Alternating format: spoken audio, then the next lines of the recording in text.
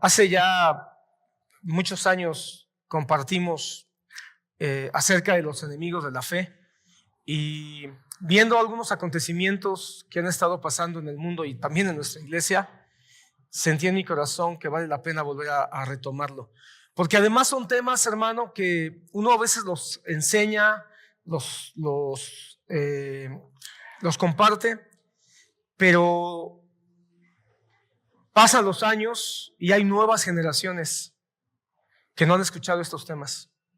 Hay nuevas generaciones, no me refiero nada más a nuevas generaciones de jóvenes o de niños, sino nuevas generaciones de creyentes que están llegando al Señor y que vale la pena que volvamos a recordar algunos temas que son importantes. Así que si el Señor nos lo permite, hoy vamos a iniciar esta serie. Vamos a tomarnos algunos domingos para explorar estos temas que tienen que ver con los enemigos de la fe. Así le llama Pablo. Yo creo que estos temas, hermanos, nos van a hacer dar cuenta de situaciones muy exactas, muy personales, que cada uno de nosotros está viviendo. Y la esperanza es que, número uno, podamos verlas, conocerlas, identificarnos con ellas y también darnos cuenta que el Señor nos da siempre una solución, nos da una respuesta. Amén. Esta serie de mensajes va a estar inspirado en las cartas del apóstol Pablo a Timoteo. Las dos cartas del apóstol Pablo a Timoteo. Por supuesto, vamos a entresacar solamente estos textos que son importantes. Es muy interesante que las dos cartas de Pablo a Timoteo fueron escritas en la cárcel, pero no fueron escritas una después de otra. Pablo, hermano, estuvo muchas veces en la cárcel, pero en Roma estuvo solamente 2 veces. Al menos eso es lo que entendemos. Y cada una de esas 2 cartas, la primera carta a Timoteo, la segunda carta a Timoteo, fueron escritas en cada una de esas 2 ocasiones en que Pablo estuvo encarcelado en Roma. La primera vez que estuvo encarcelado en Roma es cuando él termina de escribir el libro de los Hechos. Si tú has leído el libro de los Hechos, recordarás que el último capítulo dice que Pablo fue encarcelado en una prisión domiciliaria y tenía un guardia o varios guardias romanos que lo vigilaban. Es ahí, en ese primer encarcelamiento, donde Pablo escribe su primera carta a Timoteo. Esto es interesante. ¿Por qué es inspirado a escribirle a Timoteo una carta tan personal, una carta tan pastoral como son las cartas a Timoteo? Es interesante porque nos deja ver que Pablo necesitaba escribirle a alguien de su confianza. Estaba en una situación de aislamiento, de peligro, que él necesita escribirle a alguien de su confianza. Pero cuando le escribe a Timoteo, a quien Pablo le llama hijo en la fe, no nada más le escribe o mejor dicho, no le escribe para lamentarse de su condición, no le escribe para quejarse de lo que le está pasando, le escribe para darle palabras de fe, de confianza, de aliento, para darle algunas instrucciones que son necesarias que Timoteo tenga como persona, como ministro y por supuesto para la iglesia. Es interesante que Pablo escribe y alerta sobre los peligros y las luchas que la iglesia va a pasar cuando él mismo se encuentra en una gran lucha y una gran batalla. La segunda carta la escribe tiempo después. Pablo es liberado, hermano. Cuando termina la carta a los romanos, no te equivoques, puedes interpretar que quizá ahí es donde Pablo va a morir. No. Pablo todavía sale y todavía tiene un par de viajes misioneros más. La realidad es que el libro de los Hechos solamente narra 2 viajes misioneros importantes. Cuando Pablo sale de Roma, de la cárcel en Roma, él hace todavía 2 viajes misioneros más. Y es en su 4.º viaje misionero cuando es vuelto a ser apresado, es llevado a Roma, es encarcelado y ahora sí va a ser asesinado por manos del emperador Nerón. Nerón es el que asesina a Pablo, le corta la cabeza, muere, ¿cómo se dice?, decapitado. Y es ahí, previo a la muerte, donde Pablo va a escribir su segunda carta a Timoteo. La segunda carta a Timoteo entonces va a ser la última carta del apóstol Pablo. Aunque no es la última que aparece en nuestra Biblia, es la última que él va a escribir.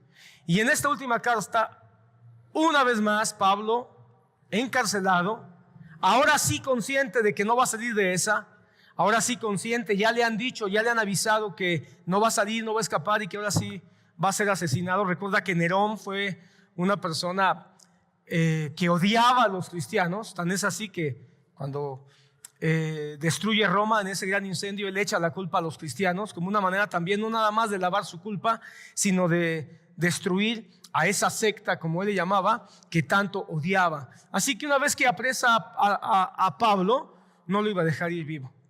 Pero una vez más, Pablo no escribe para quejarse, no escribe para lamentarse, no escribe para llorar su condición, no. Escribe para decirle una vez más a Timoteo: Timoteo, no descuides el don de Dios que hay en ti. Timoteo, no te llenes de cobardía. Timoteo, sé valiente. Timoteo, alerta a la iglesia. Timoteo, pelea la buena batalla. Entonces, vemos al Pablo en la cárcel, vemos al Pablo en una gran lucha, alertando a Timoteo, que estaba viviendo sus propias luchas. Eso es muy interesante, porque vemos un Pablo encarcelado, hablándole a un Timoteo que parece que está encarcelado en dudas, en temores y en conflictos. Vemos a un Pablo que se encuentra en una gran batalla, limitado por todo lo que el encarcelamiento significaba, hablándole a un Timoteo que está libre, pero que tiene batallas y conflictos fuera. Y esos conflictos van a ser conflictos personales, van a ser conflictos con sus emociones y van a ser conflictos en la iglesia. Ese es el panorama general en el que nos encontramos. Y es a Timoteo al que le advierte acerca de 7 enemigos que los vamos a explorar, hermano, uno por uno.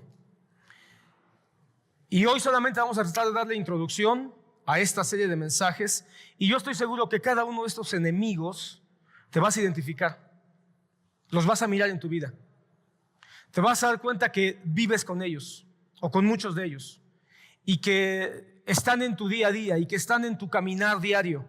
Y lo más increíble, convives con ellos también en la iglesia y están dentro de la iglesia y quieren destruir a la iglesia. Abre tu Biblia conmigo en primera carta a Timoteo.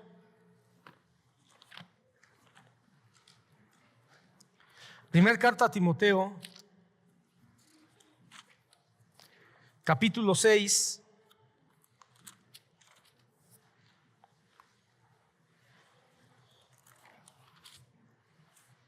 Versículo 12.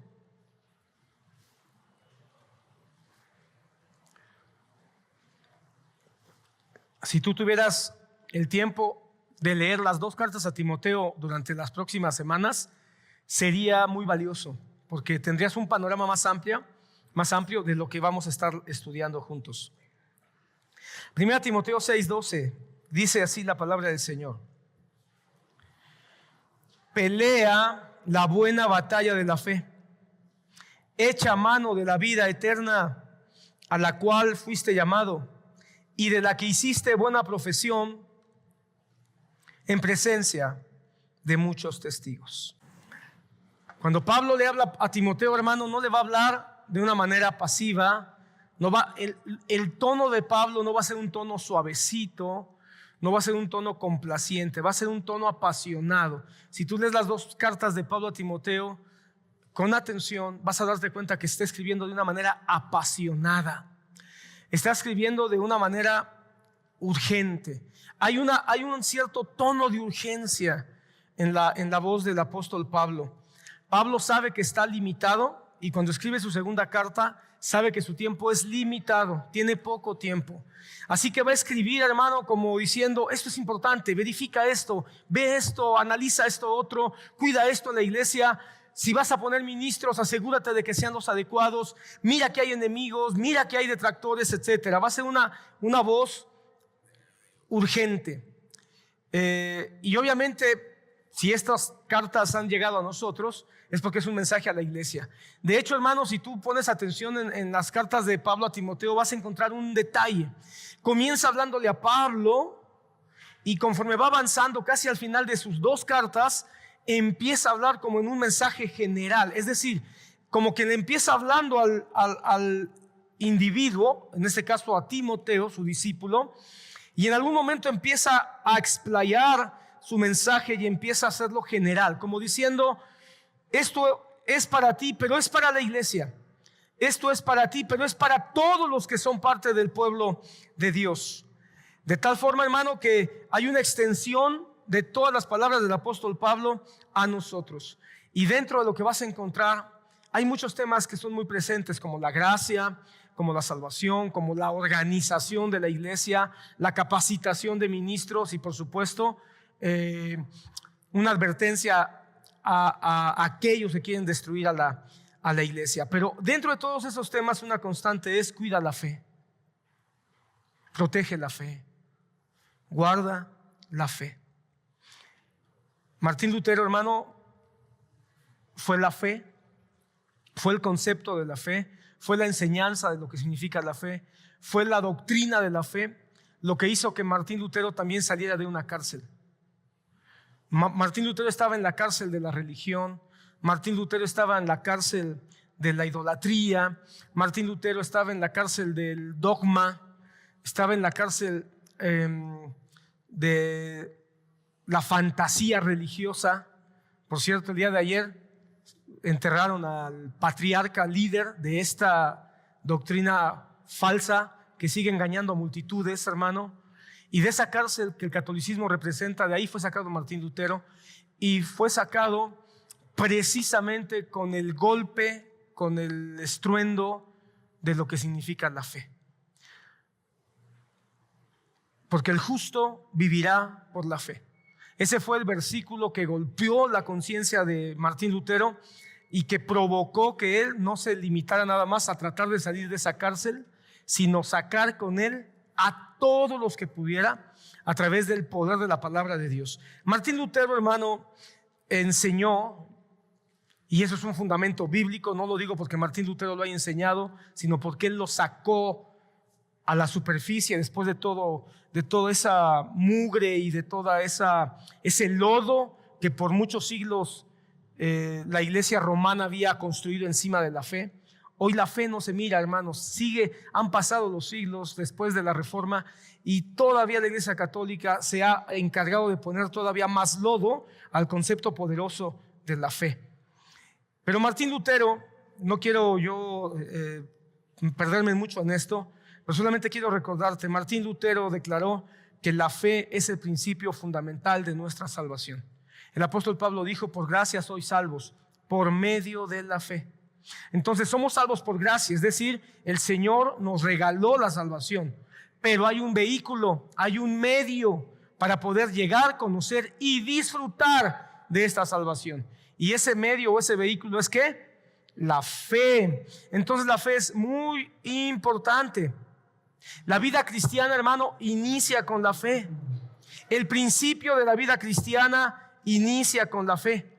Pero no nada más inicia con la fe, sino que la fe es necesaria que esté presente para sostener la vida cristiana todo el tiempo hasta que Cristo venga. La fe entonces no es algo que nada más tenemos el día que conocimos a Jesús. Por fe somos salvos y entonces nos proyectamos hacia el día en que nosotros tuvimos un encuentro con Jesús y a veces nos quedamos atorados ahí. No, la fe no nada más nos sirve para el principio de nuestro caminar con el Señor. La fe es algo que necesitamos tener constante y firme a lo largo de toda nuestra vida cristiana. Yo quiero que entiendas que tu fe no es algo que tienes que tener algo así como, sí, yo tuve fe. No. Hoy, hermano, me propongo sembrar en tu mente que la fe es algo que necesitamos todo el tiempo durante nuestra vida cristiana. Mira lo que dice Timoteo 4.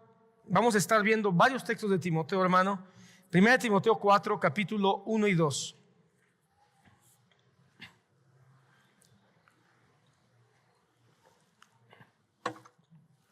El Espíritu dice claramente que en los últimos tiempos algunos se apartarán de la fe. Paremos ahí un minuto. Algunos se apartarán de la fe. ¿Qué está diciendo Pablo? Que la fe no es nada más para iniciar nuestra caminata, sino tiene que estar todo el tiempo. Cuando dice algunos se apartarán de la fe, lo que está diciendo es algunos van a comenzar pero van a abandonar el conocimiento, entendimiento de que la fe debe de estar todo el tiempo en sus vidas. Se van a apartar de la fe. Entonces la fe es algo que nos tiene que acompañar todo el tiempo. Y agrega, prestando atención a espíritus engañadores, a doctrinas de demonios, mediante la hipocresía de mentirosos que teniendo la cauterizada la conciencia. Y después dice qué cosas harán: prohibirán casarse, mandarán abstenerse de algunos alimentos que Dios ha creado para que sean tomados con acción de gracias los que han conocido la verdad, porque todo lo que ha creado por Dios es bueno y nada se debe de rechazar, etcétera. Y después empieza a hablar de otras cosas, pero lo que yo quiero enfatizar hoy es esto: algunos se apartarán de la fe. Y si somos sinceros, estos ataques, hermanos, ya estaban en el tiempo de Pablo y han continuado todo el tiempo. Pero estos ataques, ¿cuál es su propósito? Apartarnos de la fe. Entonces es bien importante todo el tiempo recordar qué es la fe, para qué nos sirve la fe y cuáles son los enemigos que quieren apartarnos, porque lo más terrible es que estos enemigos de los que habla Pablo, algunos se apartarán de la fe. No nada más se apartan de la fe, sino que promueven para que otros también se aparten de la fe. Estos ataques empezaron con Pablo y continúan hasta nuestros días. ¿Qué es lo que pretenden hacer estos enemigos de la fe? Distorsionar la verdad, exaltar las emociones, reducir a Cristo solamente en un cóctel de emociones pasajeras, hablar de que lo que importa es la felicidad y el éxito personal, y llenar la mente de las personas con una inseguridad en cuanto a la salvación se refiere. ¿Por qué le van a hacer una novenaria al Papa? ¿Sabes qué significa la novenaria? Es una serie de oraciones que hacen todos los días durante 9 días, o mejor dicho, durante 9 días después de que una persona muere, por la salvación de su alma. Si tienen que orar 9 días para ver si pueden salvar el alma del Papa, ¿qué le espera a los millones de personas que fueron a rendirle homenaje a este hombre? En otras palabras, si ni el Papa puede tener seguridad de salvación, ¿qué le espera a los demás millones de personas que siguen en esa falsa religión? Eso es lo que hace la falsa fe. ¿Qué significa eso? Que ni el Papa ni todos los millones de personas que están honrando su partida tienen una fe segura, porque ninguno tiene certeza de su salvación. Qué cosa tan horrorosa. Porque si tú tienes seguridad de tu salvación, nadie tiene que estar haciéndote 9 misas para ver si sacan tu alma del limbo. Cuando un cristiano muere, lloramos su partida porque lo vamos a extrañar, lo depositamos en la tierra y después nos vamos con tristeza en el corazón porque no lo veremos, pero con gozo porque sabemos que estará en la resurrección de los muertos.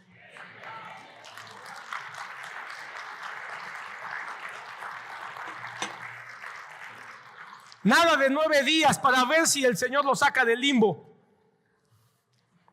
del purgatorio, quiero decir. Entonces, hermano, este ataque que menciona Pablo, en los últimos tiempos algunos se apartarán de la fe. Y quiero que entiendas hoy algo, hermano. Cuando la Biblia habla de los últimos tiempos, ya quítate ese chip teológicamente equivocado, bíblicamente equivocado, de que los últimos tiempos es cuando Cristo venga. No, hermano, en el pensamiento bíblico, cuando Cristo habla de los últimos tiempos, porque Cristo habló de los últimos tiempos, y cuando Pablo habla de los últimos tiempos, él no está pensando en 2000 años después. Muchos dicen, ya estamos en los últimos tiempos, ya son los últimos tiempos. Hermano, cuando Cristo habla y piensa en los últimos tiempos, y el apóstol Pablo está pensando ya en los tiempos que está viviendo él. ¿Cuándo comenzaron los últimos tiempos? Cuando Cristo resucitó, hermano. Cuando Cristo resucita, comenzaron los últimos tiempos. Desde hace 2000 años ya estamos viviendo los últimos tiempos. Por eso cuando Pablo dice, el Espíritu dice claramente que en los últimos tiempos, él no está pensando en los últimos tiempos como algo que va a ocurrir en el futuro, 1000, 2000 años. No. Él está pensando en los últimos tiempos como algo que él ya está viviendo. Algo en lo que él se encuentra ya. Así que cuando él dice, algunos se apartarán de la fe prestando atención a espíritus engañadores y a doctrinas de demonios mediante la hipocresía de mentirosos que tienen cauterizada la conciencia, él no está pensando en que esta clase de situaciones van a ocurrir. No, él dice, ya están. Así que ya estamos en los últimos tiempos, ya estamos viviendo la influencia de espíritus engañadores, de doctrinas de demonios y de mentirosos que tienen cauterizada la conciencia. Y si eso eran los tiempos del apóstol Pablo, eso continúa hasta el día de hoy. ¿Cuándo los últimos tiempos van a terminar? Cuando Cristo pose sus pies sobre la tierra una vez más y ponga a todos sus enemigos por estrado de sus pies. ¿Cuándo comenzaron? Una vez más, toma nota. Cuando Cristo resucitó, comenzaron los últimos tiempos. ¿Cuándo terminan? Cuando Cristo regrese una vez más a someter a todos sus enemigos. Todo lo que dure este periodo, ya llevamos 2000 años, son los últimos tiempos.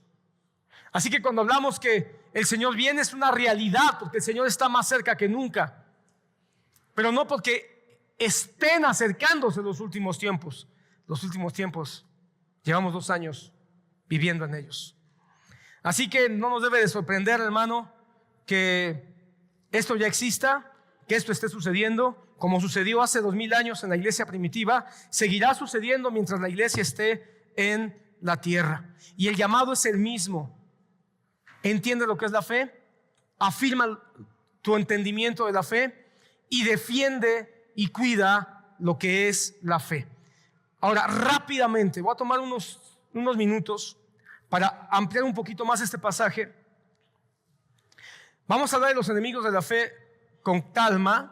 Quiero que tú veas la influencia de cada una de estas advertencias del apóstol Pablo durante los próximos domingos. Así que te invito a que no faltes. Por lo menos 7 domingos más vamos a estar viendo uno por uno, desenmascarando uno por uno lo que el apóstol Pablo advierte acerca de estos enemigos.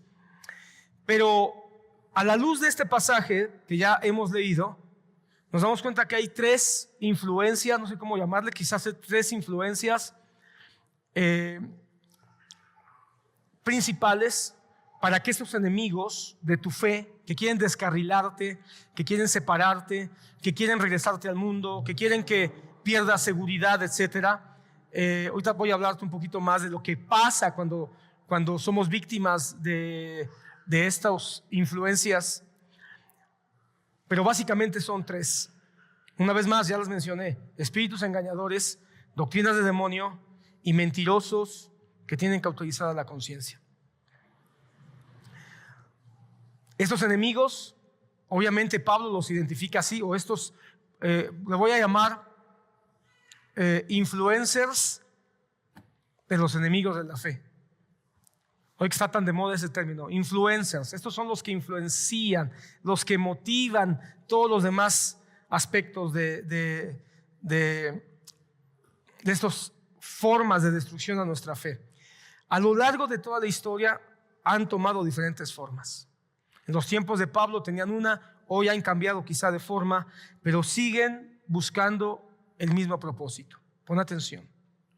¿Cuáles son o cuál es el propósito de estas doctrinas de demonios, de estas doctrinas de engaño o espíritus de engaño y de estos mentirosos con conciencia cauterizada?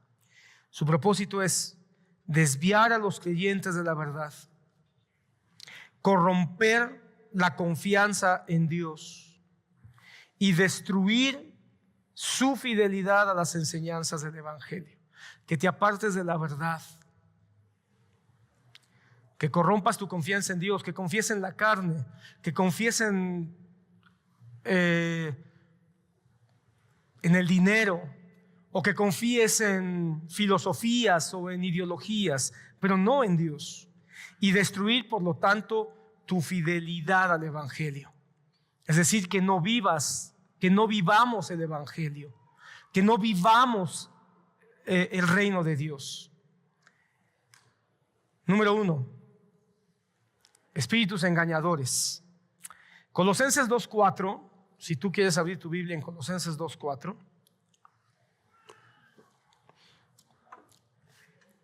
Esta carta a los Colosenses también el apóstol Pablo está advirtiendo, está dando advertencias acerca de cómo algunos quieren diluir quién es Cristo. Pero en este pasaje él dice, esto lo digo, Colosenses 2:4, esto lo digo para que nadie los engañe con razonamientos persuasivos. Que nadie los engañe con razonamientos persuasivos. Pablo dice, pongan cuidado porque los van a tratar de engañar. Y va a haber gente muy persuasiva en su forma de hablar, en su manera de decir las cosas. Van a ser muy persuasivos cuando usen los medios, cuando usen la televisión, cuando usen el internet, cuando usen los púlpitos. Va a haber gente muy persuasiva que los va a tratar de engañar. Ya el hermano Otto decía, cuidado con los picos de oro y lengua de plata, decía él. Hay muchos picos de oro que fascinan, muchas lenguas de plata que realmente provocan gran admiración, pero hay que juzgar si realmente hay un fondo de verdad que nos lleva a crecer en la fe o solamente nos dan placebos para calmar nuestras conciencias. Así que el primer influencers para estos enemigos son los espíritus engañadores. De esto ya advirtió Jesús también, hermano. En Mateo capítulo 24, ya Jesucristo nos dijo que iban a venir falsos profetas y falsos maestros. ¿Y sabes qué dice en ese capítulo el Señor Jesucristo? Para engañar, si fuere posible, a los escogidos. Ese versículo, hermano, me da mucha esperanza. Porque dice, si fuere posible. ¿Sabes qué significa? Que los escogidos no van a poder ser engañados. Si fuere posible, los escogidos no van a poder ser engañados. Sin embargo, sí pueden flaquear. Los escogidos no van a ser engañados, pero sí pueden ser persuadidos. Sí pueden ser confundidos. Sí pueden ser desanimados. Sí pueden ser debilitados. Así que hay una advertencia contra aquellos que nos van a intentar engañar como hijos de Dios. Estos espíritus engañadores, hermanos, son sutiles. No pienses que son tan descarados. Muchos de ellos son muy sutiles, pero son una amenaza directa a tu caminar como hijo de Dios. Se pueden disfrazar incluso de falsa piedad, de falsa espiritualidad, dando falsas promesas, dando falsas esperanzas al creyente. Porque, hermano, creo que debo de decir una premisa antes de avanzar. Estos enemigos de la fe no son enemigos para los que no conocen a Dios, No son enemigos para los que no son cristianos. Si tú has tenido un encuentro con Cristo, este mensaje es para ti. Son enemigos para el creyente. Así que no le estoy hablando hoy al que no ha tenido un encuentro con Cristo. Al que no ha tenido un encuentro con Cristo, mi mensaje sería: pon atención, porque quizá hoy el Señor te llame a la vida eterna. Pero este mensaje es para los que ya han tenido un encuentro con Cristo y necesitamos crecer, avanzar, madurar. Así que va a haber falsas promesas a los creyentes para tratar de engañarte. ¿Qué es lo que van a provocar esos espíritus engañadores? Desinterés en la palabra de Dios. Pensar que hay otras formas, que hay otros maestros, que hay otros vehículos para aprender cosas. Hermano, hay un montón de creyentes, hermano. Yo me asusto, hermano. De repente cuando me platican cosas digo, no es cierto eso. No puede ser. Que están creyendo cosas y digo, pero ¿de cómo fue que están creyendo eso? ¿Dónde lo leyeron? Hermano, yo considero y creo con toda mi alma que tenemos que seguir diciendo dónde está escrito. ¿En dónde está escrito?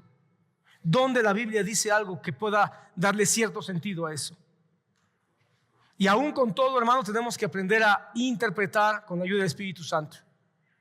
Pero con todo, hermano, de repente hay gente que está creyendo cosas que no tiene absolutamente ningún sentido bíblico y no se toman ni el tiempo ni tienen el interés de ir a leer la Biblia. El desinterés hacia la palabra de Dios, hermano, es altamente preocupante. Cuando un cristiano pierde interés en leer la Biblia, está siendo víctima de espíritus engañadores que le están diciendo: hay otros lugares de información, hay otros lugares de seguridad, autores o maestros o filosofías, yo qué sé. Si tú no estás leyendo tu Biblia con constancia y piensas, o tú eres de esos cristianos que dicen: bueno, eso dice la Biblia, pero yo pienso de otra manera, estás en un grave peligro, porque hay un espíritu de engaño que está reinando, que está influenciando en tu cabeza y en tu corazón. O que un cristiano diga: bueno, eso dice la Biblia, pero yo pienso otra cosa. ¡Wow! Estás bajo la influencia de un espíritu de engaño. Porque yo no concibo que un cristiano pueda tener un pensamiento de mayor autoridad que el pensamiento de Dios en quien dice creer. Los espíritus engañadores, hermano, producen miedo a perder la salvación. Miedo a perder la salvación. Obviamente, si no estás leyendo la Biblia, si el espíritu de engaño te dice que hay otras fuentes de información, incluyendo tu propio corazón, tu propia opinión, pues obviamente va a llegar un momento en que puedas tener miedo de perder tu salvación, y que tú seas cristiano, que hayas tenido un encuentro con Cristo, que realmente haya sido un momento de impacto donde tú dijiste: mi vida necesita a Cristo Jesús, pero tienes miedo de que no sea suficiente. Ese es un espíritu de engaño terrible. Iglesias que están diciendo que necesitan otras cosas para ser salvos, que necesitan dar dinero, o que necesitan hacer ciertas cosas. Iglesias que están enseñando que necesitan bautizarse para ser salvos. Por ejemplo, cualquier cosa que te provoque miedo a la salvación es un espíritu de engaño. La salvación está segura en Cristo Jesús. Y si estás segura en Cristo Jesús, y tú tienes a Cristo Jesús, entonces tu salvación es firme. Por eso le dice el apóstol Pablo: echa mano de la vida eterna, porque la vida eterna está en Cristo Jesús. No pienses que la vida eterna es pensar: aquel día que Cristo venga. No, la vida eterna ya está en Él. Ya tenemos la vida eterna. Cristo es la vida eterna. Y si echamos mano de la vida eterna, es creerle a Jesús. Hermano, los espíritus de engaño te van a engañar diciéndote que hay atajos, que no necesitas una disciplina espiritual, no necesitas orar, no necesitas congregarte. Hay atajos. Hermano, los espíritus de engaño van a tratar de impedir que tú tengas madurez, que tú tengas santidad a través de la disciplina espiritual. Van a tratar de ser un estorbo para que tú pienses que puedes ser cristiano, y porque ya eres cristiano, este es el otro lado. Como ya eres cristiano, no necesitas madurar. Ya tienes la salvación, ya tienes todo. No, hermano. La salvación es la puerta. Pero no puedes tú concebir la salvación y estar en la puerta del palacio y no querer estar en el palacio. Déjate, lo pongo en términos más vulgares, más burdos y absurdos. No puedes tú estar en la puerta de Walt Disney, de Disneylandia, y quedarte nada más viendo el dibujo de Mickey Mouse y no querer entrar al parque. Si alguien ya pagó el precio para que tú entraras a Disneylandia, si alguien te regaló el boleto para que tú entraras al parque, y tú llegas con un boleto que no te costó, un boleto que no podías pagar, con un boleto que no sabías ni siquiera cómo obtener, pero alguien sencillamente porque quiso te lo regaló, y perdón el ejemplo tan vulgar, lo insisto, y tú te paras en la puerta de Disneylandia, no puedo creer que te sientes ahí y digas: con esto me conformo. Tus pies van a temblar, tus pies van a vibrar para querer saber qué hay al otro lado. Y si eso es tan absurdo y vulgar como hablar de un parque de diversiones, ¿cómo es posible que no tengas la pasión y tus pies ardan y vibren por querer conocer qué hay más allá de la puerta? Porque Cristo es la puerta, pero no quiere que te quedes en la puerta nada más mirando la cruz. Quiere que avances a la vida eterna, que avances en su palabra, que avances en su poder, que avances en su santidad. Esta negligencia espiritual, hermano, es provocada entonces por espíritus engañadores y tiene muchas formas. Yo te menciono solo algunas. Falta de compromiso. Falta de compromiso en la disciplina espiritual y falta de compromiso para con la iglesia. El deterioro de todas las prácticas espirituales, como el perdón, como la misericordia, como el congregarse, como la oración, etc. Y por supuesto, lo más grave de todo, la pérdida de amor por Cristo y por la verdad. ¿Acaso piensas tú que la iglesia de Éfeso, a la que le escribe el apóstol Juan, solo es una metáfora? Pero tengo contra ti que has perdido tu primer amor. Sí sabes doctrina. Sí has probado los que se dicen ser apóstoles y no lo son. Sí, no soportas a los mentirosos. Pero tengo contra ti que has perdido tu primer amor. Y le está hablando a una iglesia. Eso es lo que hacen los espíritus engañadores. Hacen que perdamos amor por Dios, por Cristo. Cuando Pablo escribe en la carta a los Efesios capítulo 6, versículo 10, el apóstol Pablo escribe: por lo demás, fortaleceos en el Señor y en el poder de su fuerza. Vestíos de toda la armadura de Dios para que podéis estar firmes contra las acechanzas del diablo. Hermano, le dedicamos no sé cuántas semanas a hablar de la armadura del Espíritu. Y esta armadura es una realidad ante una lucha que estamos pasando como hijos de Dios. Ahora, hermano, el apóstol Pablo a Timoteo le dice: hay espíritus engañadores. Fortalécete en la verdad de Dios. Arráigate en la verdad de Dios. Afírmate en la verdad de Dios. Pelea por la verdad de Dios. Defiende la verdad de Dios. Pero acompañando estos espíritus engañadores, hermano, están los otros influencers, que son las doctrinas de demonios. Doctrinas de demonios. Segunda Timoteo 4, versículo 3 y 4 dice así: vendrán días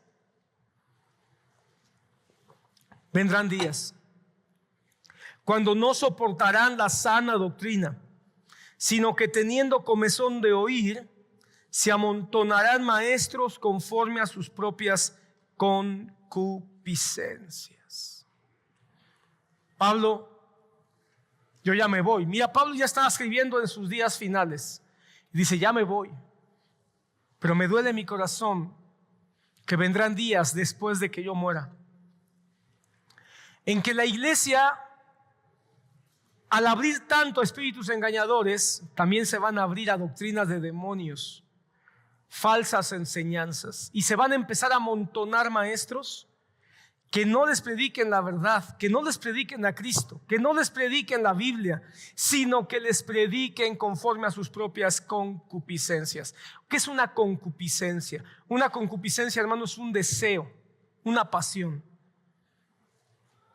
Eso es una concupiscencia. No es propiamente un pecado, pero una concupiscencia, hermano, se puede convertir en pecado. Porque cuando yo deseo algo de una manera desbordante y desequilibrada, puede llevarme al pecado. Y Pablo dice: se van a estar buscando. Va a llegar el día en que van a aprender la televisión, el internet, y van a buscar los maestros que hablen conforme sus pasiones, conforme sus gustos, conforme sus placeres. Y le van a cambiar y le van a cambiar y le van a cambiar hasta que encuentren aquel que les haga sentir bien y bonito.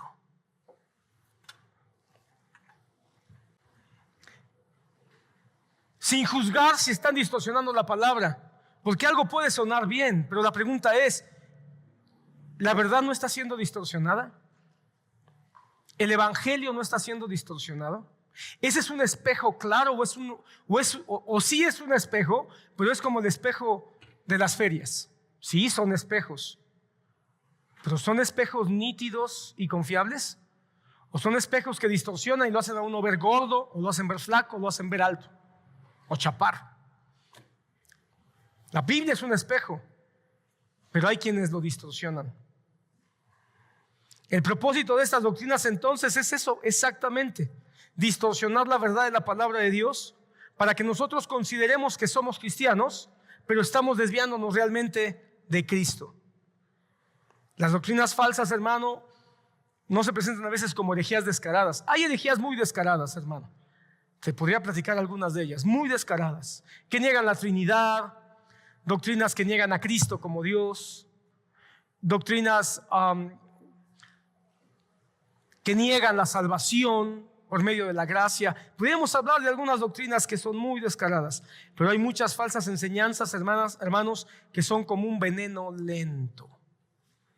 Un veneno que no reacciona uno cuando toma una pequeña dosis, sino cuando uno es expuesto mucho tiempo a una dosis mínima. Esa dosis mínima parece tan inocente, pero conforme va acumulándose, va produciendo su efecto destructor. Y ahí es donde terminamos atrapados, teniendo miedo de abandonar a los apóstoles modernos, teniendo miedo de no congregarme en tal lugar, porque si me voy de esta congregación me voy a perder. Hermano, tú puedes irte de esta congregación cuando tú quieras. Si tú eres cristiano y tú aceptaste a Cristo en tu corazón como Señor y Salvador, eres salvo, porque no te salva pertenecer a ninguna iglesia, a ninguna denominación.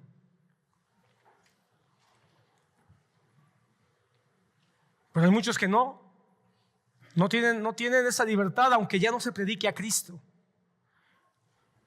aunque ya no se enseñe la Biblia, aunque ya se estén enseñando más las imaginaciones del líder.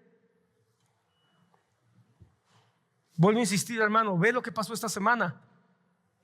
La gente sigue exaltando las frases de Francisco y no se pueden juzgar cuánto tienen de verdad conforme a la Biblia y cuánto nada más eran sus imaginaciones humanistas, que todo el mundo dice, ay, el Papa humanista, como que si eso fuera lo más grandioso. No, hermano, el humanismo es un peligro, hermano. El humanismo es uno de esos espíritus engañadores del siglo XX. Y todo el mundo exalta el Papa humanista. Quien ha leído la Biblia se va a dar cuenta que eso es un peligro, porque fue el humanismo lo que llevó a la generación de Noé a construir la Torre de Babel.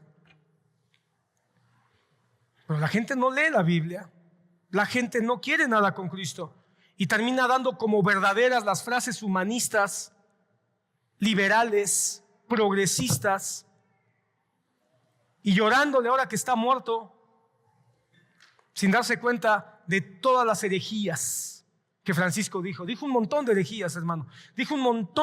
Le arrojó un montón de veneno a la gente, sosteniendo un báculo con Cristo en la punta. Pero la gente no lee la verdad, así que se entregan a estas doctrinas de demonios. Cuando Jesús nos advierte en Mateo 7, 15 al 16, guardaos de los falsos profetas, porque vienen con ropajes de ovejas, pero por dentro son lobos rapaces. Por sus frutos los conoceréis. Entonces, hermano, yo estaba meditando en estos días, estaba pensando un poquito en asuntos míos, personales de mi propia vida, y recordé algo, pensando en este tema, hermano. Llegué a una conclusión acerca de mí y le di gracias a Dios porque considero que he sido un hombre de fe toda mi vida, pero profundamente escéptico, aunque parezca contradictorio.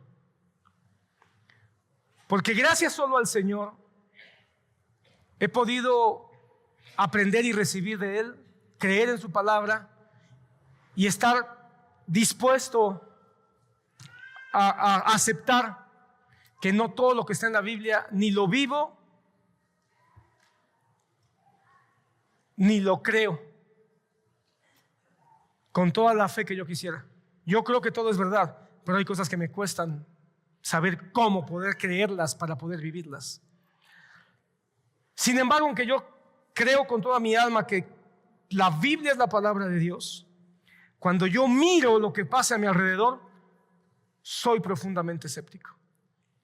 En otras palabras, hermano, tenemos que ir por la vida entendiendo que no todo lo que brilla es oro y que el único oro verdadero está en los cielos, Jesucristo. estás entendiendo? Ninguno de los que estamos aquí es la verdad. Ninguno. Ni el que está predicando. Ninguno de los que está aquí es la verdad. La verdad es Cristo. Así que tú no tienes que tragarte lo que te diga el pastor, ni lo que te diga el anciano, ni lo que te diga el hermano más maduro, o el hermano que tiene más años, ni el hermano que practica un montón de cosas que son buenas. No tienes que tragártelo todo. Tienes que escuchar con paciencia, con disposición, y después pedirle al Espíritu Santo que te lo afirme con su bendita palabra. No es que estés rechazando al hermano, no es que rechaces al pastor, sino sencillamente no puedes. Ahora, si tú vas y dices, no, lo que el pastor no tengo que poner en duda, él ya dijo, yo pongo todo en duda, pero después vas y consultas tu propia opinión, estás igual o peor que el pastor. Porque si después dices, mi opinión me parece mejor, lo que yo considero, mi experiencia, lo que yo he vivido, estás igual o peor. Porque la única verdad está en la palabra de Dios, no en el corazón de nadie.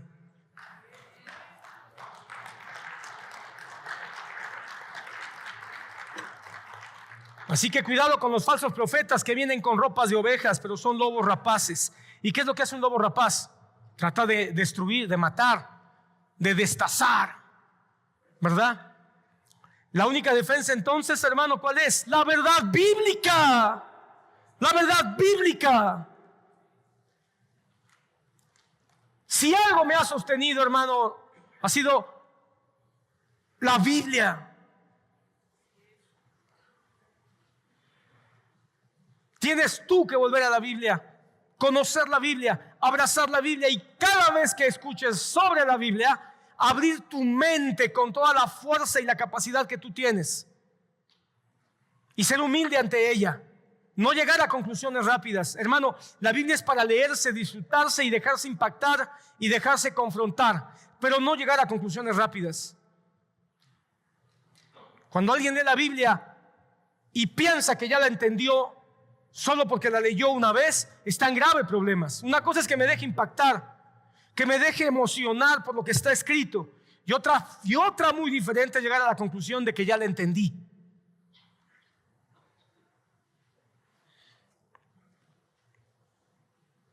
Mentirosos con conciencia cauterizada, todo va de la mano. Espíritus engañadores, doctrina de demonios y mentirosos con conciencias cauterizadas. ¿Qué dijo Jesucristo en el texto que acabamos de leer de Mateo? Por sus frutos los conoceréis. Entonces sí, el fruto no es el todo, pero cuenta bastante. Mira, hermano, muchos solo juzgan por lo que dicen. Lo que dicen suena bien, suena cristiano, suena bíblico. Pero hay muchos que solo juzgan por la forma de ser de las personas. Y las dos cosas tienen que ir de la mano. Lo que se cree, lo que se habla y lo que se predica o lo que se conoce con lo que vivimos. Porque alguien puede tener una buena vida en apariencia. ¿Cuántas veces yo habría escuchado, ay, tan buen muchacho, tan buen muchacha? Nada más le falta ser cristiano. Pues le falta todo, mi vida. Le falta todo. Entonces no es nada más tener una buena vida moralmente hablando, porque la vida cristiana es mucho más que moralidad, hermano. Es mucho más. No me quiero salir del tema, hermano, porque si no, no voy a acabar. Pero lo que quiero que entiendas, hermano, es que las dos cosas tienen que ir de la mano. En nosotros, por supuesto, y también para poder identificar a los mentirosos con conciencia cauterizada. Lucas 12:15 dice, Jesucristo también nos advierte y nos dice, mirad, guardaos de toda avaricia, porque la vida del hombre no consiste en la abundancia de los bienes que posea. ¿Quién dijo estas palabras? ¿Quién dijo estas palabras? Lucas 12:15. No hace falta, creo que escuchando el lugar donde están esas palabras puedes entenderlo. Quiero escuchar a alguien que me diga, ¿quién dijo estas palabras? Gracias, hermanos. Jesús las dijo. Y yo las creo con toda la fuerza de mi corazón. Las creo aunque me cuesta trabajo. Mirad y guardaos de toda avaricia, porque la vida del hombre no consiste en la abundancia de bienes que posee. La vida del hombre no consiste en la abundancia de las cosas que posee. Entonces, ¿en qué consiste la vida del hombre? En su fe. Si no es la abundancia de bienes, entonces, ¿para qué sirven los bienes? Los bienes de la vida, hermanos, solamente sirven como un medio conductor mientras estemos en este planeta Tierra. Solamente son medios de los que podemos prescindir en cualquier momento. Tu casa, tu coche, tu trabajo, tu cartera, tu cuenta bancaria, todo, tu ropa, tus zapatos, todo lo que tú tienes y atesoras es prescindible, porque tu vida no está en nada de lo que tú logres. ¿Has visto gente que se mata, literalmente, hermano, se mata buscando tener más, buscando lograr más? Y en eso no está su vida. Y hay muchos cristianos hoy que viven de manera, estoy buscando la palabra, ansiosa, porque están buscando tener más bienes. ¿Y cuántas iglesias no se han llenado enseñando que la vida del hombre está en los bienes? Está en la abundancia de lo que se tiene. Si usted no tiene una buena esposa, está bajo maldición. Si usted no tiene salud y está enfermo, está bajo juicio de Dios. Si usted no tiene una buena casa y un buen trabajo, entonces no tiene la bendición de Dios. Y las iglesias o esos lugares se llenan. Y Jesucristo dice, la vida no está en la abundancia de nada. Ahora, ¿es malo tener abundancia? No está diciendo eso. Ni es malo ni es pecado, pero no está la vida. Así que el que tiene poco tiene mucho, ni lo mucho ni lo poco le da la vida, ni la razón de su existencia. La razón de nuestra existencia está en nuestra fe. ¿Tienes fe? Tienes vida. No tienes fe, aunque tengas una religión, no tienes nada. Los que tienen la conciencia cauterizada, como tienen su conciencia cauterizada, lo bueno y lo malo ya no significa nada. Así que van a promover que se practiquen toda clase de actos deshonestos e inmorales. La ley de pasar por encima de los demás. La ley de la venganza para lograr mis propios satisfacciones y calmar un poco mis resentimientos. La ley del adulterio si tengo una esposa que ya no me da lo que yo quiero. La ley de abandonar a mis hijos, aunque sean niños o adolescentes, si ellos son un estorbo y un ancla para lograr mis ambiciones personales. Y todo eso, hermano, puede estar maquillado de cristianismo. Este promotor es especialmente insidioso, hermano, porque va a terminar impactando nuestras acciones, invitándonos al éxito material, a la prosperidad y al egoísmo y la ambición personal. Si tú lo piensas un poco, hermano, todas las distracciones mundanas nos invitan a esto. Todas las distracciones mundanas nos invitan a esto. Busca tu propia satisfacción y que no te importen los demás. Eso no es lo que el Evangelio enseña. El Evangelio dice: ama a Dios y ama a tu prójimo. Estos son los promotores. Te los dibujé muy rápido, solo para que tengas un panorama. Vamos a verlos con detalle las próximas semanas y espero que podamos ser animados, confrontados, exhortados, consolados y también advertidos. Pero si son enemigos de la fe y su propósito es apartarnos de la fe, tengo que entonces primero afirmar bien qué entiendo yo por la fe. Y sin que esto se convierta en un estudio teológico, quiero poner algunas bases, espero yo lo más sencillo posible, acerca de lo que significa la fe. La fe, hermano, es uno de los conceptos más sagrados. Pon atención. Es uno de los conceptos que más te deben de interesar, aprender, conocer. No debes de verlo como algo abstracto. El cristianismo descansa, hermano, profundamente en todo lo que significa la fe. Por eso es, hermano, que nuestra cultura tanto golpea. ¿A qué apelan los testigos de Jehová cuando tocan a tu puerta? A tu fe, a la ignorancia de tu propia fe.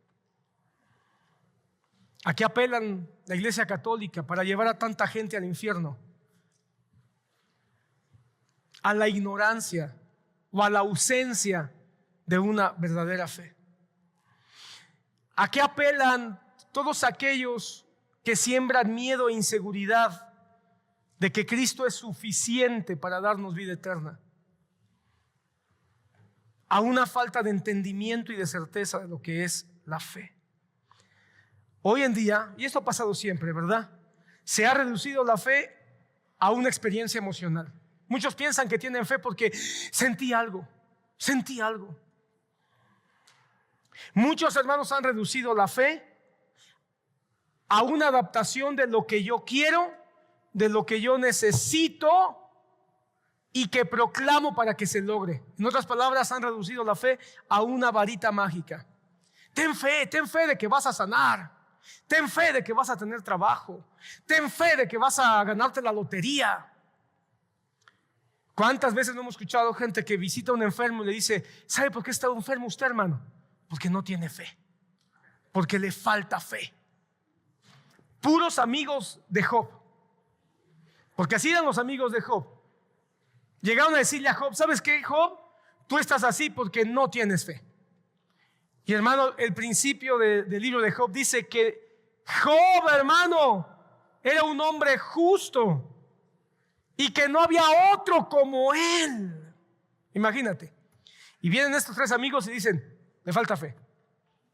Ay, hermano, a veces ya le da a uno hasta miedo enfermarse, porque empiezan los mensajes: le falta fe.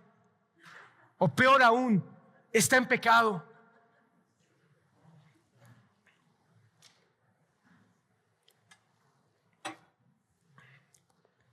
¿Cuál es la fe entonces genuina? La fe no es una varita mágica para alcanzar el éxito.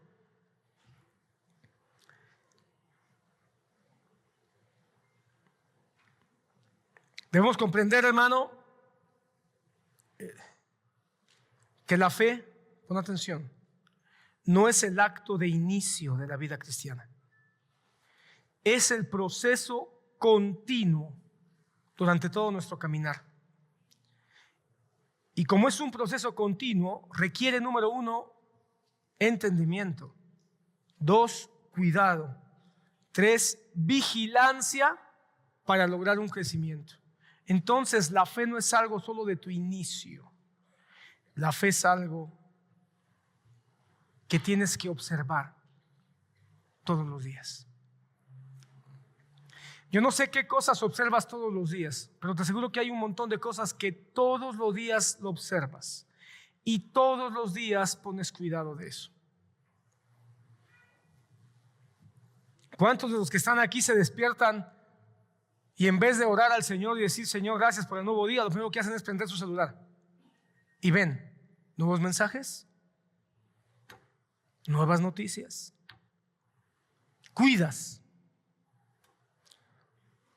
¿Qué otra cosa haces todos los días que tienes cuidado? ¿Tus dientes? ¿Todos los días observas tu dentadura y lavas tus dientes? ¿Tienes ese cuidado? ¿Todos los días observas y cuidas? ¿Tus arrugas? ¿Observas que salió una nueva arruga y pones doble porción del ungüento antiarrugas? ¿Qué es lo que observas todos los días? ¿Tus hijos? Todos los días tienes un cuidado de tus hijos y ves que estén tranquilos, descansando, que no se hayan enfermado. ¿De qué pones cuidado todos los días? ¿De tu perro? ¿O de tu gato, que no le falte agua?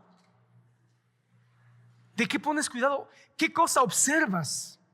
y pones cuidado todos los días. Bueno, yo te invito a que tu fe sea una de esas cosas que tú observes y pongas cuidado todos los días. Que todos los días tú digas, a ver, mi fe. ¿Cómo está mi fe? Pero para que tú puedas poner cuidado de eso, tienes que entender bien, un poquito más, qué es la fe, para que tú pongas poner cuidado de ella. Entonces, la fe verdadera no solo es la que te salva. La fe verdadera no es nada más la que te salva. Es la que te sostiene durante todo tu peregrinar como hijo de Dios. La fe es la que te mantiene en un compromiso firme con la verdad, en un compromiso con la oración y en un compromiso con la santidad. Entonces, si todos los días digo, ¿cómo está mi fe? Tienes que decir, ¿tengo ganas de orar? ¿Cómo te sientes para hablar con Dios hoy?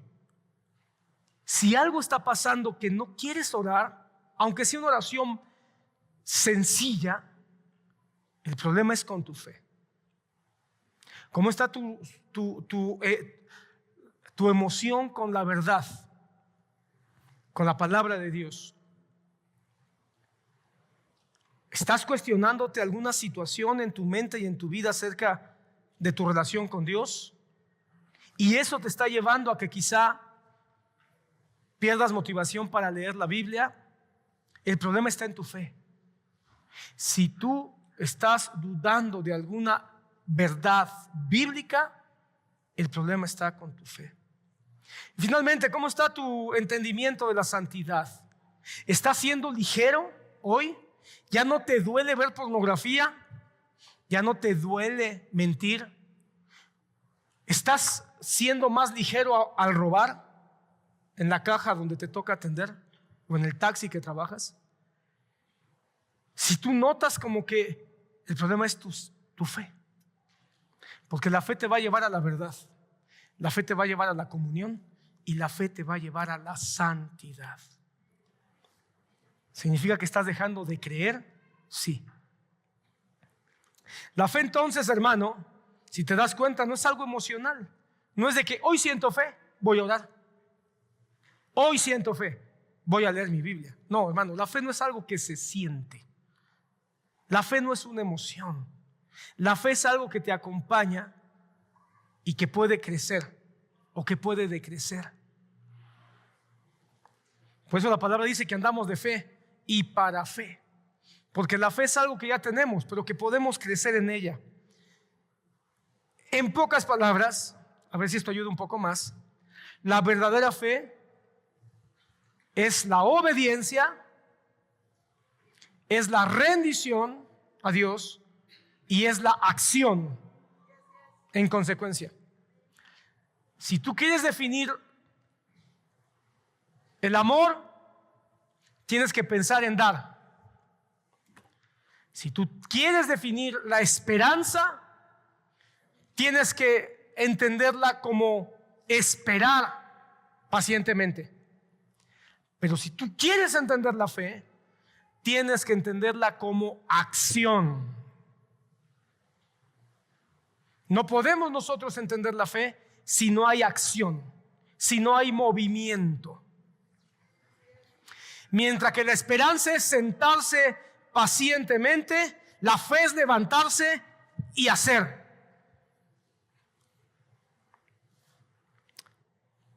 La fe entonces, hermano, es confiar plenamente. ¿Sabes cuál es la raíz de la palabra fe en tu Biblia? La palabra fe en tu Biblia viene del griego pistis, para los que son un poquito más meticulosos. Y la palabra pistis significa literalmente persuasión, seguridad, confianza, creencia o fidelidad. Todo esto, persuasión, seguridad, confianza, creencia y fidelidad. Entonces la fe implica depositar nuestra confianza plena en Dios. ¿Y cómo la voy a depositar? Obedeciéndolo, ¿Cómo voy a depositar mi confianza en Él? Rindiendo mi manera de pensar a su manera de pensar, rindiendo mis anhelos a sus anhelos, mis sueños a sus propósitos. ¿Cómo voy entonces yo a mostrar mi confianza plena en Dios? Haciendo lo que Él me pide en su palabra, sirviéndole como Él me lo dice, ayudando a mi prójimo, perdonando a mis enemigos, poniendo acción conforme a lo que Él me enseña. Porque la fe es confianza plena en Dios. No es entonces, una vez más, un sentimiento volátil. Por eso si alguien dice, es que hoy no siento fe, no, estás en un problema. Es que hoy no siento creer, estás en un problema. La fe es acción. Es una acción que responde a la consecuencia de lo que la verdad ya hizo. Cristo ya hizo algo por ti. Has tomado eso, se ha hecho una realidad en tu vida, en tu espíritu, en tu ser. Entonces puedes actuar. Por eso, hermano, el que ha sido verdaderamente salvado va a hacer buenas obras. ¿Estás aquí, hermano? El que ha sido verdaderamente salvado, el que ha tenido verdadera fe, va a actuar en consecuencia. Aquel que dice que es cristiano, pero vive en pecado todo el tiempo, actúa de una manera que niega completamente lo que es Cristo, quizá está engañado, no es cristiano en verdad. No estoy diciendo con esto que un cristiano no falla. No estoy diciendo con esto que un cristiano no se equivoca. No estoy diciendo con esto que un cristiano no peca. No, un cristiano comete pecado. Es lo que enseña el apóstol Juan en sus cartas. Pero no practica el pecado como una disciplina de vida, como una costumbre de vida. Porque tiene fe. Y la fe lo lleva a actuar. La fe lo lleva a creer. La fe lo lleva a confiar. La fe lo lleva a pelear. La fe lo lleva a combatir. La fe lo lleva a cambiar el pecado por nuevos hábitos. Si la fe es confianza en Dios y en su palabra, entonces estamos capacitados para poder creer en todas y cada una de las promesas de Dios.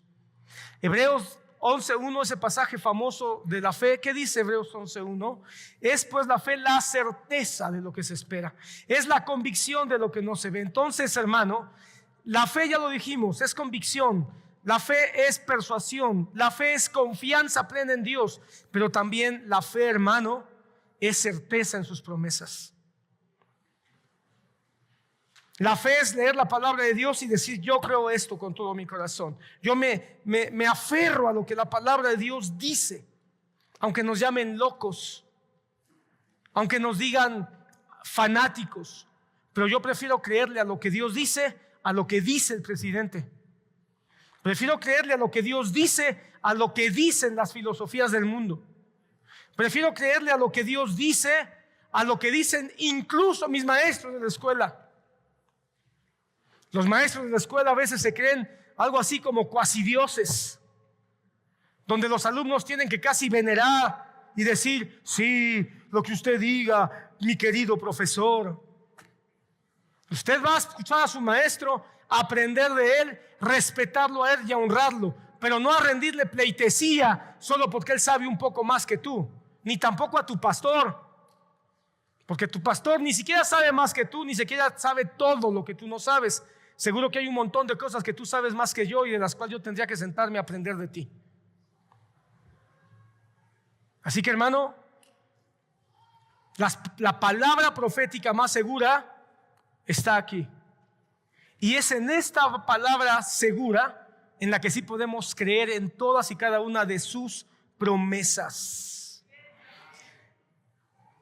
Cuando depositamos la confianza, nuestra confianza, en nuestras circunstancias, en nuestras emociones, estamos negando lo que aquí está escrito.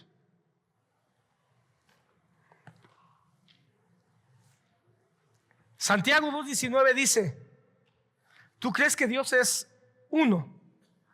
Bien haces. También los demonios creen y tiemblan. ¿Qué te parece? ¿Cuál es la diferencia entre los demonios y nosotros? Si ellos también creen. ¿Será que los demonios tienen fe? Bien dicho. Ellos creen. Pero como la fe no es creer, la fe que es confianza, la fe es estar persuadido, convencido. Esa es la gran diferencia entre creer.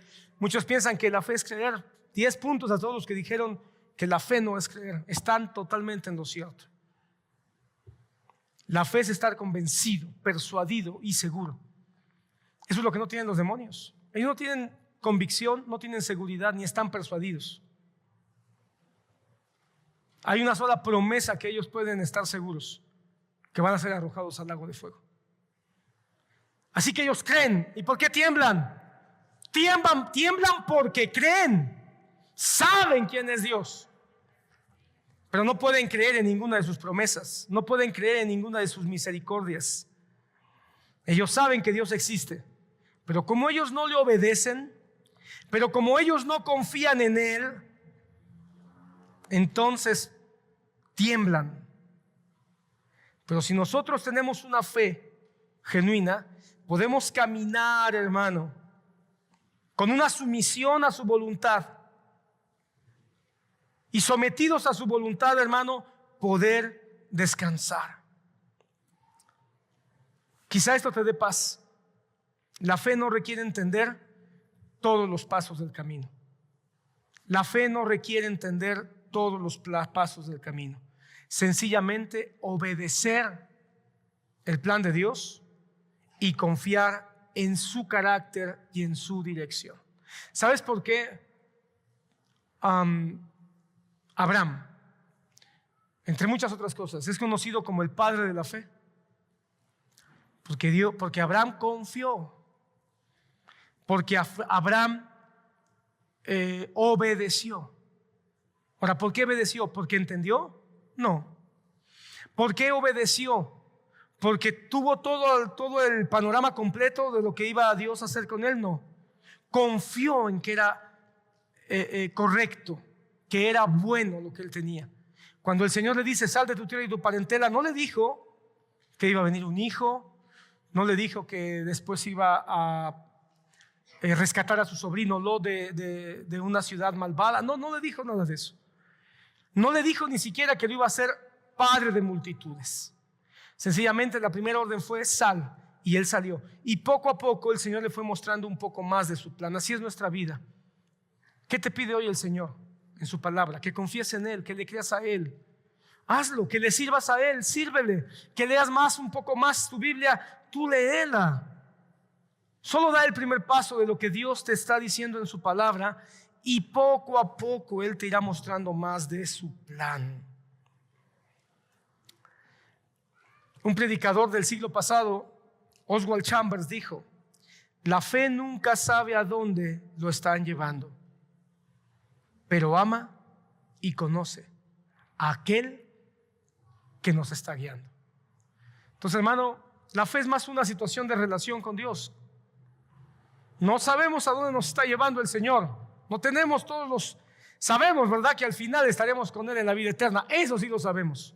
Pero los pasos intermedios no. Pero Él es confiable. Hermano, Él es confiable. Confiemos en aquel que nos está guiando, sabe lo que está haciendo. Amén.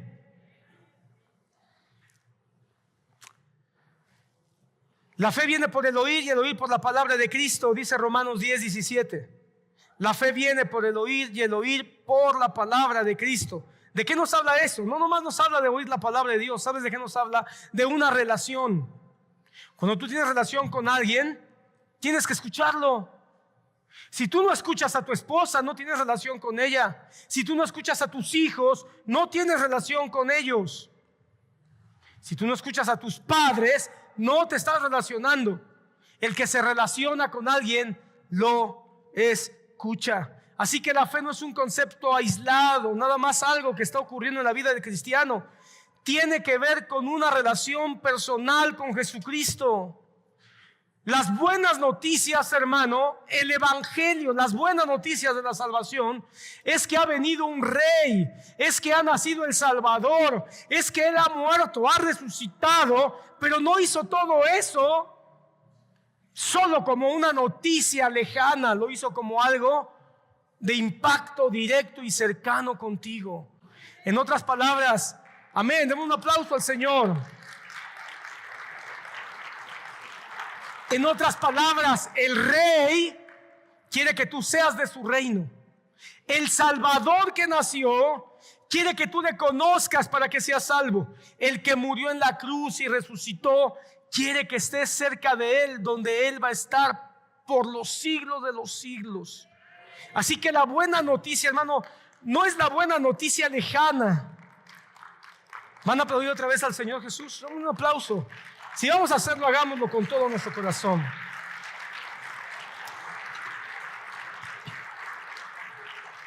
No es la noticia lejana, hermano, que escuchamos y decimos, oh, qué triste y qué fuerte lo de Ucrania, o qué triste y qué fuerte lo de Gaza, y después ya nada tiene que ver conmigo. No, esta es una noticia para nosotros. Oh, qué gran noticia, aquel que se ganó un premio de no sé cuántos millones en un concurso en no sé dónde. Oh, estuvo interesante, pero nada tiene que ver conmigo. No, esa es una gran noticia que tiene que ver con nosotros. Y la fe es lo que te dice, tiene que ver contigo. La fe es lo que hace que tú digas, tiene que ver conmigo, es para mí. El evangelio, el reino de los cielos es para mí. No solo el día de mi conversión, sino todos los días. La salvación, el mensaje de la cruz, la resurrección, las promesas del Espíritu Santo, es para mí hoy.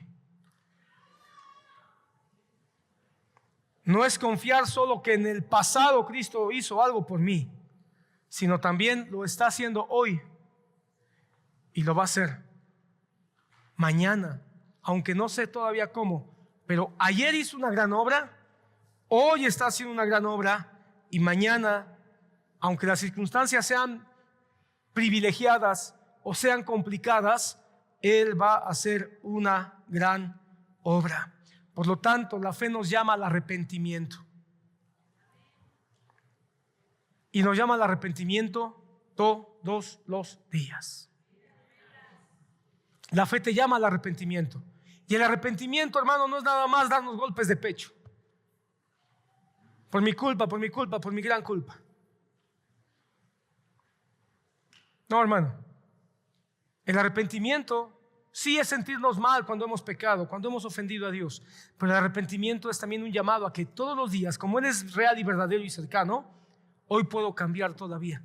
Porque el arrepentimiento es cambiar un poco más cada día. Y tienes que darle gracias a Dios, porque quizá hoy no eres todo lo bueno, todo lo mejor que tú quisieras, pero con la ayuda del Espíritu Santo y de esta bendita palabra estás siendo invitado a que hoy seas un poquito mejor de lo que eras antes. ¿Y sabes cómo se llama eso? Se llama fe, confianza, obediencia. ¿Y sabes cómo se llama eso? Arrepentimiento. Hermano, la fe te sostiene en la lucha. Esto es maravilloso. Pablo vuelve a escribirle a Timoteo ahí en el capítulo 1, 18. Es el pasaje que leímos al principio. Te confío esta comisión, Timoteo, conforme a las profecías que se hicieron en cuanto a ti, se hicieron en cuanto a ti, a fin de que por ellas pelees la buena batalla, guardando la fe y una buena conciencia que algunos han rechazado y han naufragado en lo que toca a la fe. Te ruego que pelees la buena batalla. Finalmente, hermano, la fe es todo lo que ya dijimos, pero también la fe, hermano, el apóstol Pablo nos recuerda que una vida cristiana no es fácil y necesitamos fe. La vida cristiana no es sencilla y necesitamos fe, porque la fe nos va a ayudar como un ancla. La fe nos va a ayudar como un escudo. ¿No dice Pablo a los Efesios: tomen el escudo de la fe para apagar los dardos encendidos del maligno? ¿Estás aquí, hermano? Entonces, ¿qué significa eso? Que la fe nos ayuda. La fe es una herramienta. La fe es un arma. Hermanos, somos la resistencia en un mundo dominado por el príncipe de las tinieblas. Somos la resistencia. Y la resistencia, hermanos, si tú has leído un poquito de historia, en la Segunda Guerra Mundial se hizo muy famosa la resistencia francesa. Siempre ha habido resistencia en las guerras, pero la resistencia francesa se hizo muy famosa.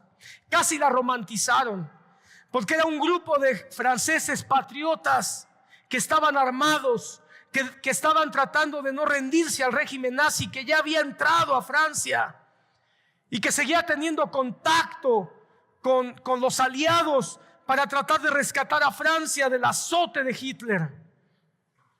Somos la resistencia. Nosotros somos los que decimos: yo no voy a aceptar que el demonio, que el Hitler de este mundo domine. Yo debo seguir teniendo contacto con los aliados, con el Espíritu Santo, con su palabra, para poder seguir cuidando, aprendiendo y planeando para el día en que se gane la gran batalla. ¿Por qué le dice Pablo a Timoteo? Pelea la buena batalla. Pelea la buena batalla. ¿Por qué? Porque estamos en una lucha. Hermano, despierta. Deja de ver la vida cristiana como si se tratara de un paseo en Chapultepec. La vida cristiana, hermano, tiene cosas preciosas, maravillosas, disfrutables, pero en términos bíblicos es una batalla constante por hacer lo que es correcto, por hacer lo que Dios pide, por hacer lo que Dios agrada. Y la fe, hermano, es el arma que nos va a dar seguridad, que nos va a dar convicción, que nos va a dar claridad.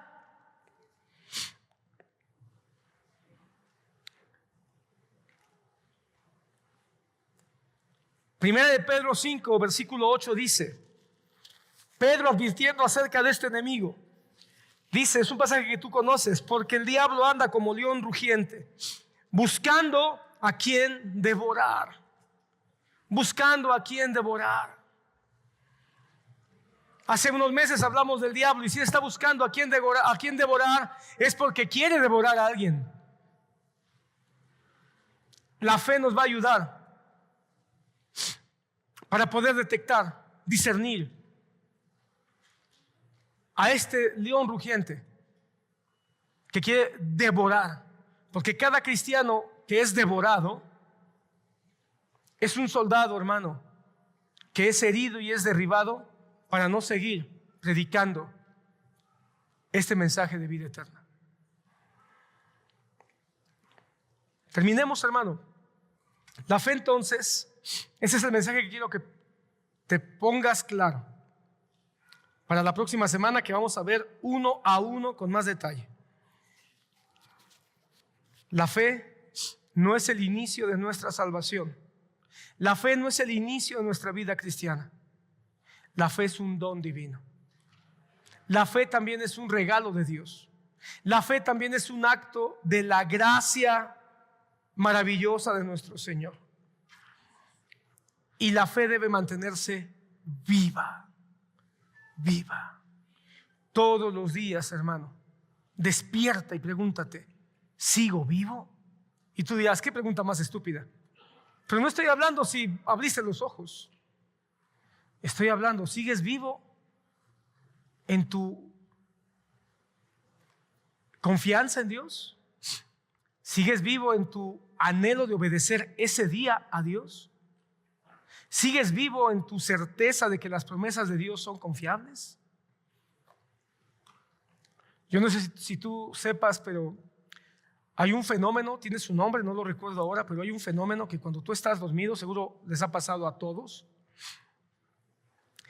que estás dormido profundamente y de repente saltas. ¿Te ha pasado? Y tú te das cuenta que saltaste, no te despertaste. O habrá algunos que sí, ¿verdad? Se despiertan, pero de repente solo sientes que saltaste, pero no te despiertas, continúas dormido. pero detectaste, te diste cuenta que hubo un espasmo.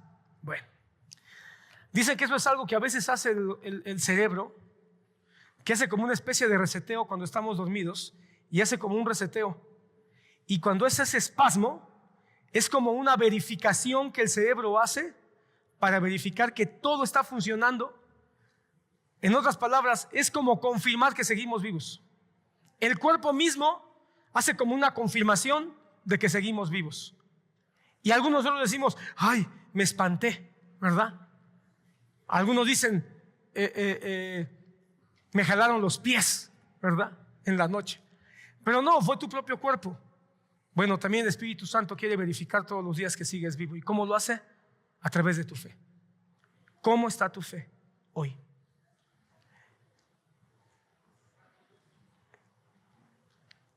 Los enemigos de la fe te van a decir, no sigas adelante, no vale la pena. Hay otras formas, hay otros caminos. No vale la pena leer la Biblia, ni orar, ni congregarse, ni amar al prójimo, ni perdonar. Todos esos son cuentos, hay otra manera. Sí, y puedes todavía tener tu máscara de cristiano. Eso es lo que nos van a decir los enemigos de la fe. Los vamos a conocer. Quizá parte de esta serie de mensajes es desenmascararlos. Y cuando desenmascaremos a los enemigos de la fe, te vas a dar cuenta que quizá algunos de esos enemigos viven en tu casa. Algunos de esos enemigos duermen contigo. Y algunos de esos enemigos tienen tu propia cara. Así que, hermano, hoy es un llamado a estar más que nunca alerta, a que discernamos estos enemigos que quieren dañar nuestra fe, nuestra confianza, nuestra seguridad, nuestra plenitud, nuestro crecimiento, nuestra santidad. Para que la verdadera fe, hermano, no nada más sea algo que digamos de manera poética, tengo fe en Dios, tengo fe en Dios, sino que cuando vengan los momentos duros, los momentos difíciles, esos momentos donde somos choqueados por una circunstancia, una noticia, una pérdida, que en medio de esas pruebas la fe sea realmente eso que nos sostenga y nos mantenga en confianza, en obediencia, en servicio, en seguridad con nuestro Dios. ¿Cómo termina la carta de Pablo a Timoteo? La segunda carta, ya te dije, en las dos cartas estaba encarcelado. En la segunda ya no salió de la cárcel. La segunda carta, ya casi hacia el final, el apóstol Pablo, sabiendo que va a morir, sabiendo que ya no hay escapatoria, le escribe a Timoteo: he peleado la buena batalla, he acabado la carrera, he guardado la fe. No dice guardé la doctrina, no dice guardé mis dones espirituales hasta el último día, no dice guardé la enseñanza que le di a muchos, o guardé el testimonio de los que muchos que aceptaron a Cristo. No, guardó la fe. Es decir, en los últimos días de su vida, él no hace un recuento de a cuántos le predicó, ni cuántos milagros hizo, ni cuántas lenguas habló, ni cuántos cultos danzó, ni cuánta doctrina aprendió. Él hace un recuento de su fe, de cuánto obedeció, de cuánto confió en Dios y de cuánto estuvo dispuesto a no rendirse. Yo no sé cuándo vaya a ser el día final de nuestra jornada, cuándo se acabe nuestra carrera, no sé cuándo se acabe nuestra batalla, hermano. Pero que el día que llegue ese momento podamos tener la tranquilidad de decir: no quiero que Dios venga a decirme cuánto aprendiste, cuánto predicaste, cuántos se convirtieron, cuántos dones, cuántos milagros. No. Que ese día me venga a preguntar cuánto confiaste, cuánto obedeciste, cuánto aprendiste y en cuánto te afirmaste. Y yo puedo decir como Pablo, aquí está, Señor. Perdí muchas cosas. Mira, hermano, es que esto es maravilloso. Porque Pablo en la cárcel ya había perdido un montón de cosas. Muchas iglesias ya no creían en él, o no confiaban en él. Muchos de sus colaboradores ya se habían ido a otros lados. Muchos se habían vendido al mejor postor. Muchos lo habían traicionado. Muchos sencillamente pues decían, yo voy a hacer lo mío, Pablo está en la cárcel, que se rasgue con sus propias uñas. Perdió muchas cosas, pero una cosa no perdió: su fe. Que seamos hallados fieles en Cristo, porque pudimos mantener nuestra fe viva y firme. Esa es mi oración, hermano, para mí y también para ti. Que el Espíritu Santo nos ayude para pelear la batalla de la fe y que nos ayude a conocer, a discernir, a combatir y a vencer a estos enemigos que el apóstol Pablo traza en estas dos cartas, para que podamos hoy guardar fielmente el legado que Dios nos ha dado y podamos crecer, no nada más nosotros, sino también nuestras familias.